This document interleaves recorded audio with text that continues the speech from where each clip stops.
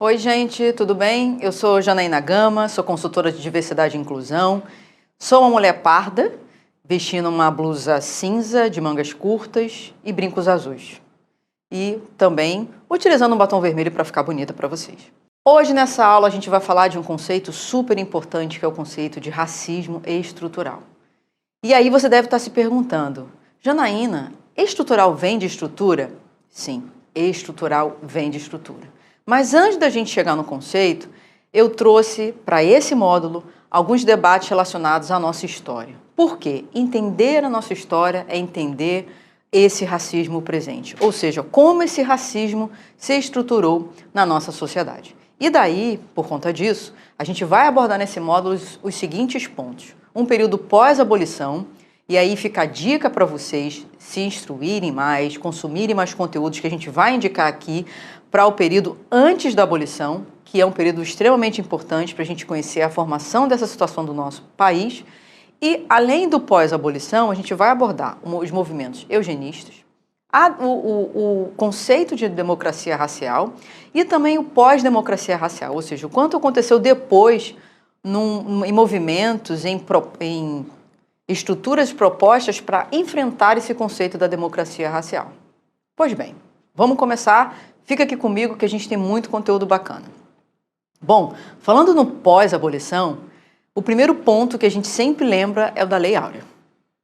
E muitos de vocês devem estar se perguntando, poxa, Janaína, teve uma lei, justamente a Lei Áurea, ela veio justamente com esse intuito para enfrentar a escravidão e acabar com a situação que existia no país. Então acabou, por que voltar a falar nisso, né? Porque é sempre bom a gente lembrar, e aí na tela está aparecendo para vocês a Lei Áurea, é um texto pequeno, um texto curto, né? A lei em si, a criação dela em si, não muda a realidade. Quantas leis a gente tem no Brasil?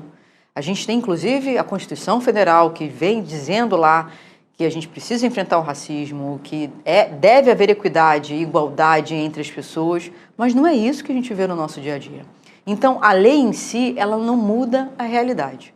Então, quando essa lei foi criada, né, publicada, ela está até a assinatura da Princesa Isabel, ela foi publicada num período em que, inclusive, o Brasil foi o último país a abolir a escravidão nas Américas. Então, e quando a gente pensa nessa lei, como eu falei, ela, no dia a dia, na realidade, ela não fez absolutamente nada. Absolutamente nada. Foi um texto frio. Foi bastante celebrado, as ruas ficaram ocupadas, né, celebrando esse momento, que de fato foi um momento muito importante, mas na hora do vamos ver, nada foi feito para incluir as pessoas recém-libertas.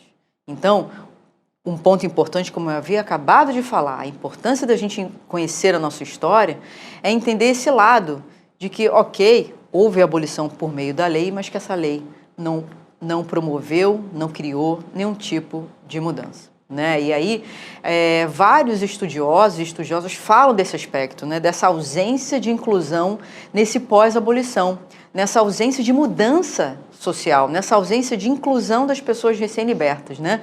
Um desses autores que eu até indico, e eu vou trazer aqui, expor para vocês alguns trechos do livro dele, é o Florestan Fernandes. Né?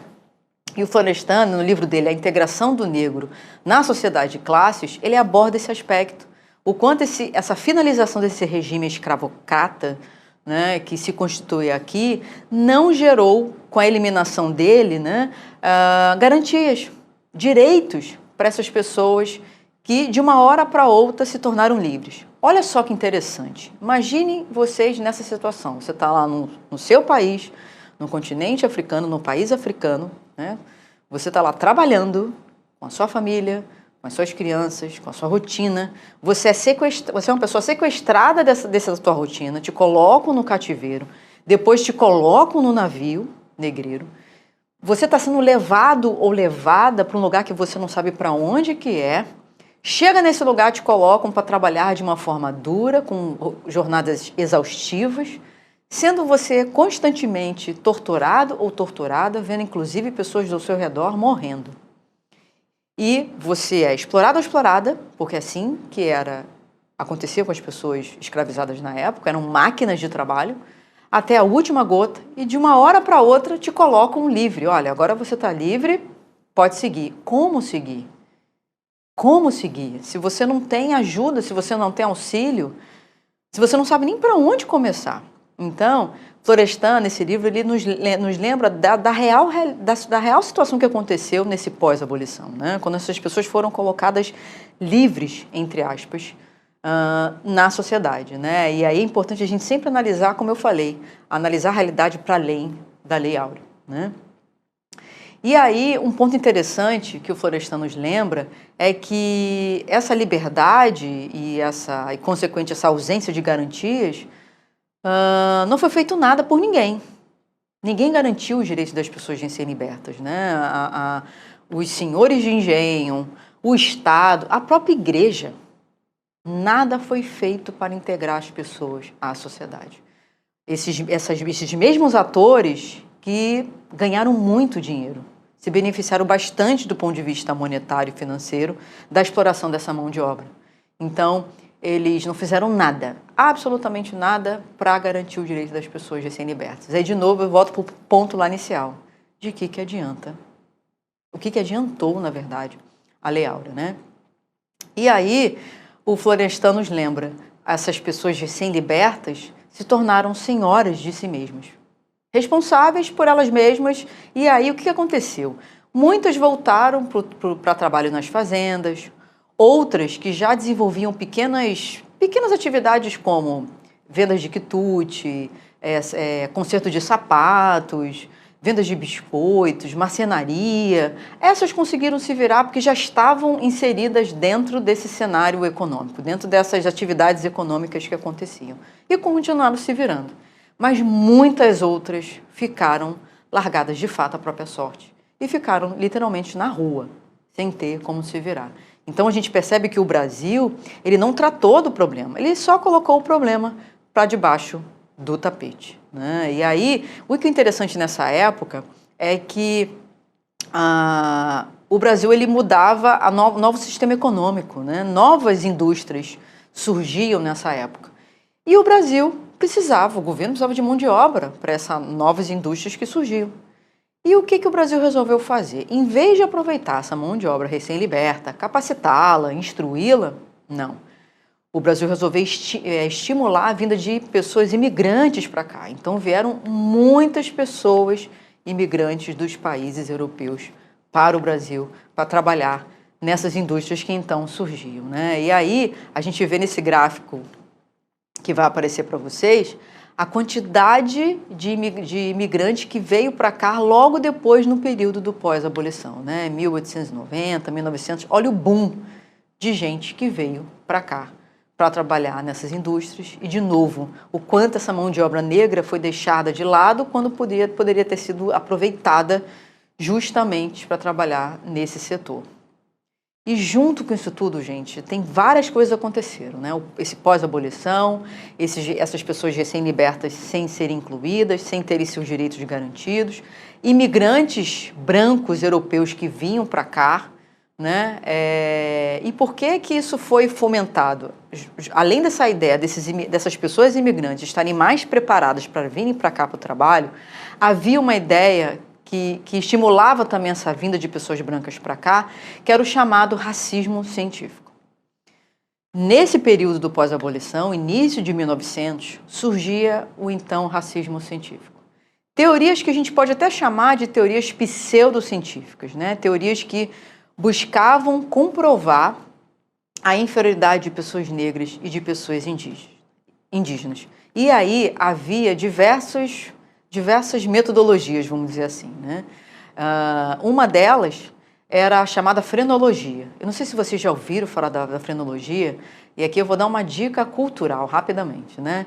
Tem um filme chamado Django Livre, do Tarantino, e tem uma cena do Leonardo DiCaprio nesse filme em que ele pega um crânio do bem, que trabalhava na então fazenda do pai dele, e diante dos presentes ele pega o crânio e diz: olha, vocês estão vendo o crânio do bem, essa parte aqui atrás? Isso significa que o bem era feito para servir. E por isso que ele precisava ser escravizado. Então a frenologia era um jeito de, a partir da medição dos crânios de pessoas de raças diferentes, tentar comprovar essa inferioridade, né? E aí o racismo científico ele ficou muito forte nessa época. Diversos teóricos fora e dentro do Brasil falaram sobre ele. E um ponto super importante é que esse mesmo racismo científico, mais para frente, ele deu origem aos campos nazistas. Então, de fato, se acreditava que pessoas negras e pessoas indígenas eram inferiores do ponto de vista científico, né? Lembrando que aqui é um período da nossa história em que a ciência ela se consolidava cada vez mais, e já tinha se consolidado, mas aqui se consolidando cada vez mais como conhecimento válido, como um conhecimento que as pessoas acreditavam de fato nela e por isso, consequentemente, acreditavam que pessoas negras e indígenas seriam inferiores tanto do ponto de vista intelectual, tanto do ponto de vista moral. E o Brasil, nessa época, foi bastante influenciado por esse racismo científico. Então, eu sempre falo, né, juntou a fome com a vontade de comer, porque não se fez nada para incluir pessoas negras, tinha essa base teórica e científica para dizer, olha, essa população ela é inferior, deixa ela aqui, não precisa aproveitar. Então, se uniu todos esses fatores, tinha o processo de industrialização, a vinda de imigrantes para cá e, de novo, o problema da inclusão de pessoas negras não aconteceu. E aqui, de novo, o módulo principal dessa aula é sobre racismo estrutural. E aqui a gente já começa a entender o quanto essa discriminação racial sistematizada ela foi sendo estruturada ao longo da nossa história. E aí, olha só que interessante, não sei se todo mundo sabe, né, mas diante de tudo isso, né, diante dessa inferioridade de pessoas negras, o Brasil, de fato, o que ele decidiu? Né, tornar oficial a tese do embranquecimento. O governo disse, olha, eu não quero uma população inferior aqui, eu quero uma população melhor, porque essa noção que se tinha nessa época, de seres humanos melhores. Então, eu preciso melhorar a minha população. O que o Brasil resolveu fazer? Estimular o embranquecimento, né? Estimular o relacionamento interracial como uma forma de apagar o traço negro na nossa sociedade. E aqui, gente, vai aparecer na tela para vocês uma informação importante aqui, até curiosa, não sei se todo mundo sabe, o Brasil foi o único país da América Latina a ser convidado para o primeiro Congresso Internacional das Raças em 1911. E lá ele defendeu justamente essa mistura, né? A seguinte tese, é lógico supor que na entrada do novo século os mestiços terão desaparecido no Brasil, fato que coincidirá com a extinção paralela da raça negra entre nós, né? E a tese continua, o negro passando para o branco na terceira geração por meio do cruzamento de raças. Então, olha só que interessante, e essa tese ela foi recebida até com pessimismo, né? Porque na época se achava que um século ia ser tempo demais para o Brasil se tornar branco. Então, essa tese ficou muito forte. E interessante também nesse evento é que, junto com essa tese, eles apresentaram esse quadro aí que aparece para vocês. É um quadro pintado por Modesto Brocos, Redenção de Cã, e que ele retrata essa mestiçagem, essa mistura racial. Essa avó, né, preta, com os braços para cima, né, agradecendo aos céus pelo neto ter nascido, ou neta, que aí não fica muito claro se é menino ou menina, esse bebê, né, essa criança, ter nascido com uma pele branca. Por quê? Ela é fruto do relacionamento interracial. A mãe, a filha dela, né, que já tem uma pele mais clara, que é a da avó, e o pai branco, né? E aí, o interessante aqui desse quadro também é mostrar o benefício, né, que na época se via nessa mistura, que é justamente o resultado que está aí nessa criança branca, né? Quando se fala muito na redenção de Cã, eu não sei se todo mundo sabe aqui, é uma curiosidade, por que redenção de Cã? Cã era filho de Noé, né? E aí o que aconteceu, né? Antes desse período científico, né? Já no início do processo de exploração dos novos territórios, né, dos novos continentes, e, consequentemente, no sequestro de pessoas negras africanas para serem exploradas como máquinas de trabalho, a igreja ela dominava muito essa época, né? Por isso que eu fiz o convite lá no início, olha, pesquisa antes da abolição, E a igreja, nessa época, ela se utilizava de uma dessas interpretações de um mito bíblico para justificar a exploração das pessoas negras nessa época, né? E uma dessas explicações seria a maldição de Cã. Na verdade, maldição de Canaã. Por que acontece? Noé lançou essa maldição sobre o seu filho Cã e acabou atingindo o neto, Canaã, que veio a ficar negro por conta dessa maldição, né? Essa é uma das interpretações. A outra versão seria que essa maldição ele não teria ficado, além de ficar negro, ele teria se tornado, deveria se tornar servos dos servos, ou seja, teria que ser uma pessoa e seus descendentes, consequentemente, colocados nessa posição de servidão. Então, a igreja, nessa época, ela se utilizou desse mito para justificar a exploração de pessoas negras. Ou seja, elas seriam seres inferiores, foram seres humanos feitos para servir. E somente o cativeiro, ou o trabalho forçado, seria uma forma de tirá-las dessa condição. Então, como eu falei, é só uma curiosidade para vocês entenderem que já há muito tempo essas diferenças raciais foram sendo plantadas, foram sendo criadas. É sempre bom lembrar que essas diferenças raciais, elas são ficções. Ser uma pessoa negra, assim como ser uma pessoa branca, de forma diferenciada, foram ficções sociais que foram sendo criadas para nos colocar em espaços diferenciados. Mas eu vou deixar esse conceito de cor e raça para a gente falar no próximo módulo. Pois bem, então, esse quadro ele retrata justamente essa maldição e ele retrata justamente essa noção que se tinha da miscigenação nessa época, no início de 1900 no Brasil. Esse ponto é importante por quê? Porque muita gente ainda hoje se utiliza também essa noção, a gente aqui é um povo misturado, para que falar de racismo?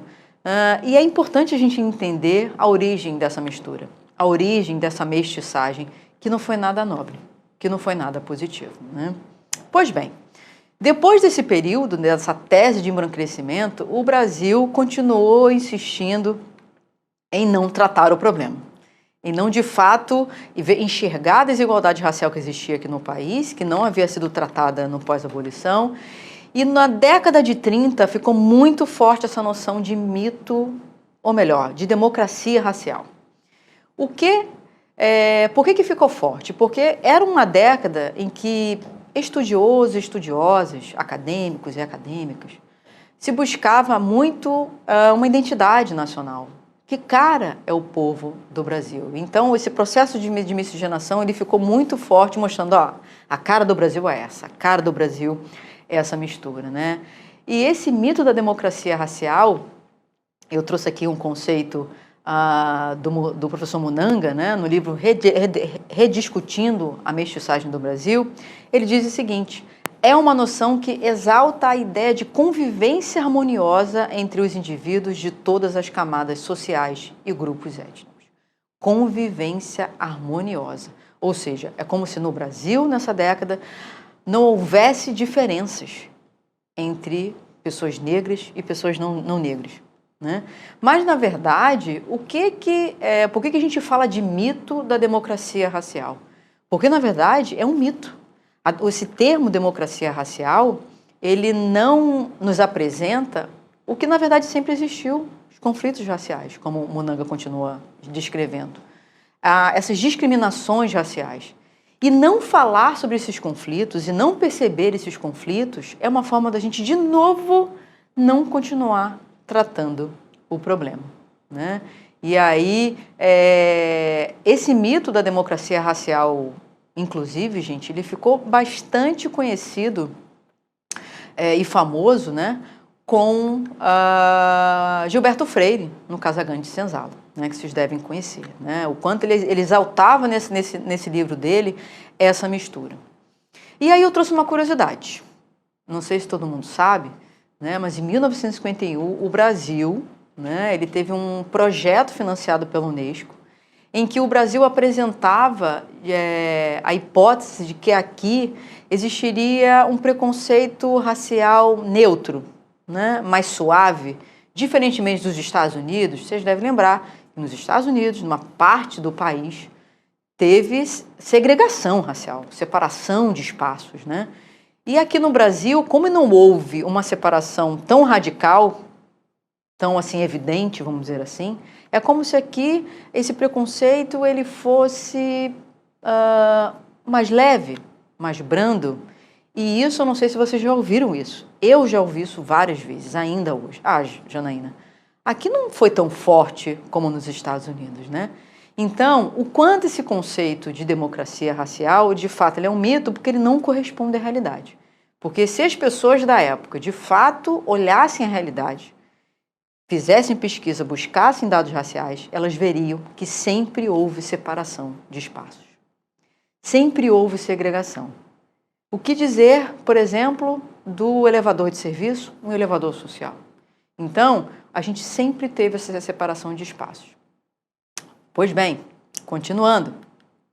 Quando a gente pensa no pós, aí vocês devem estar pensando, poxa, Janaína, não é possível que em algum momento ninguém parou e falou, vamos parar e vamos discutir o racismo no Brasil. Sim, na década de 50 teve sim uma ideologia antirracista. Florestan Fernandes, que eu já citei aqui no livro, que fala sobre o período pós-abolição, ele é uma das pessoas que participou desse movimento, né, produzindo conteúdo, produzindo debate, e o Florestan Fernandes ele disse algo interessante aqui, né, que haveria aqui no Brasil uma forma peculiar de racismo, um preconceito de ter preconceito. A gente vai falar um pouco disso daqui a pouquinho, né, sobre essa insistência do povo brasileiro, né, de não enxergar, de não perceber o racismo. E a gente percebe que isso ainda hoje existe. E por isso que falar ainda hoje, sobre racismo é importante.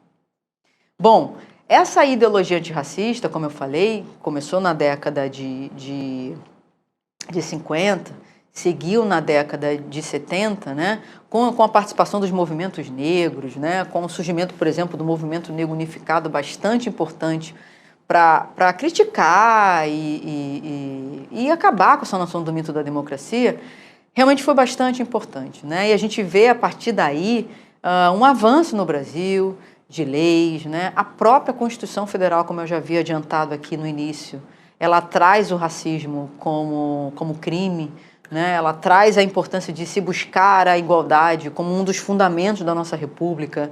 Ou seja, houve várias tentativas e ainda há tentativas de tratar o tema de uma forma governamental, que é um assunto realmente de governo, né? E aí, outro ponto importante é que, além de legislações, né, enfrentando o racismo, também houve políticas públicas, porque políticas públicas são extremamente necessárias para se reduzir a desigualdade social, mas a gente percebe que ainda hoje existe muita gente que diga, que pense, que acredite que racismo não existe. E para que falar do tema, né? Principalmente falar no tema em empresas ou em escolas, né? Então, eu trouxe aqui uma pesquisa bastante interessante, né? Vocês vão ver aí no slide, né? E a pergunta é justamente essa, né? Existe preconceito contra negros no Brasil? Essa foi uma pesquisa feita pelo Poder Data. E aí,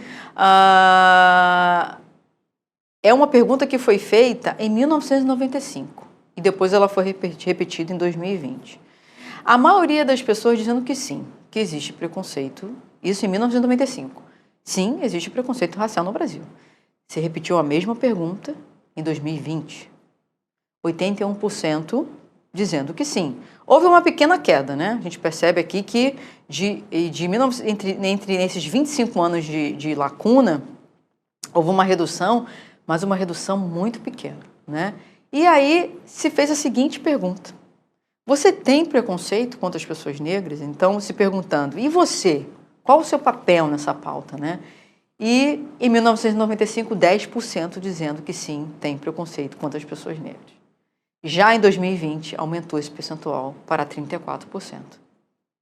Essa conta não fecha. Concordam comigo? Tem preconceito, mas você não é... A maioria diz que tem preconceito, mas a maioria não se vê como preconceituosa. Onde é que mora esse preconceito? Onde é que está esse preconceito? né? Então, embora essa percepção tenha diminuído um ponto, ela não diminuiu tanto assim. E segundo, o quanto as pessoas elas não se percebem racistas. Então, o primeiro passo nessa jornada, nesses estudos que a gente está propondo aqui, é ajudar vocês a perceberem atitudes racistas.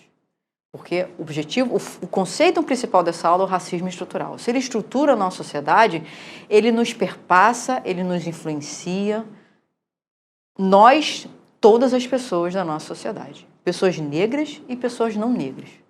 Então, perceber a discriminação e perceber também o quantas as vezes você também discrimina, ainda que de forma inconsciente, é super importante para a gente enfrentar esse problema, né?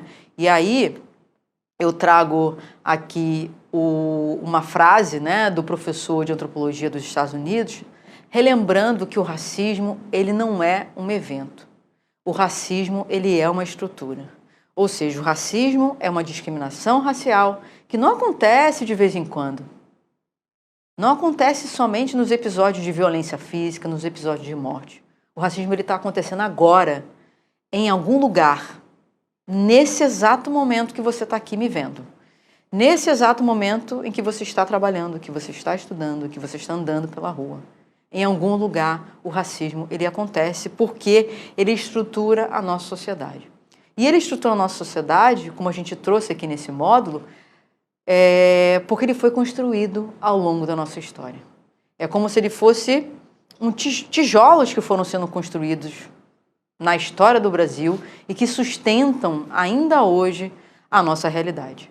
Então, pensar sobre isso é importante. E no próximo módulo, a gente vai avançar em mais conceitos para entender melhor essa estrutura, que não é um evento, e principalmente, como eu falei aqui, é uma estrutura que foi sendo consolidada ao longo da nossa história e que já está há muito tempo com a gente. A essa altura do campeonato, não é mais admissível a existência do racismo. Então, a gente vai aprofundar no próximo módulo como a gente pode, a partir desse letramento, conhecer mais, enxergar mais, perceber mais essa estrutura, onde ela ocupa, que ela está presente, como eu falei, em todos os espaços, e como a gente agir sobre ela. Porque, da mesma forma que ela estrutura a sociedade, logicamente a sociedade tem um papel de enfrentá-la, de quebrá-la, de exterminá-la. Porque a gente vai ver ainda, no próximo módulo, os malefícios que o racismo traz para toda a sociedade, e não apenas para as pessoas negras. Então, eu espero vocês no próximo módulo. Não saiam daqui, fiquem, porque a gente vai ver mais conceitos e, como eu falei, o papel de cada ser humano no enfrentamento do racismo. Até a próxima!